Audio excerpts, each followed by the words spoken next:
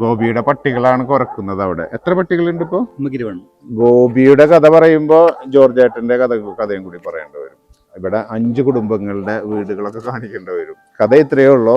ഗോപി പുതിയ വീട് പണിയുന്ന സമയം വന്നപ്പോൾ ഇവരൊക്കെ ചോദിച്ചു, ഇവിടെയാണോ പണിയുന്നത് അതോ ബത്തേരിയിലാണോ? ബത്തേരിയിലാണെങ്കിൽ ഞങ്ങളും ഇവിടെ വിറ്റ് പോവുകയാണെന്നുള്ളത്. അപ്പോൾ ഗോപിയും ചിന്തിച്ചതെന്ന് വെച്ച് കഴിഞ്ഞാൽ നമ്മളെല്ലാവരും ഒരുമിച്ച് ഇവിടെ താമസിക്കുകയാണെങ്കിൽ ഇവിടെ താമസിക്കാം. ഇവിടെ എന്ന് പറഞ്ഞാൽ വടക്കനാട്, ഈ അടുത്ത് റീൽസിലൊക്കെ പ്രശസ്തമായ സ്ഥലമാണ് വടക്കനാട്. അവിടെയാണ് കേട്ടോ. അപ്പോൾ അവരുടെ വീടുകൾ, ഈ 2 വീടുകളും കാണിക്കണം. അപ്പോൾ അതിനു മുമ്പ് നമുക്ക് ജോർജ് ഏട്ടൻ്റെ ഒരു ചെറിയൊരു കഥ.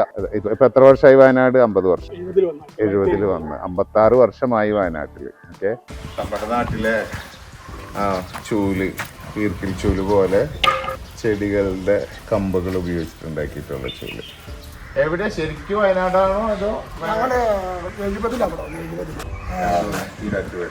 കോതമംഗലം? എറണാകുളം. ഇവിടെ വരുന്ന 20 വയസ്സുണ്ട്.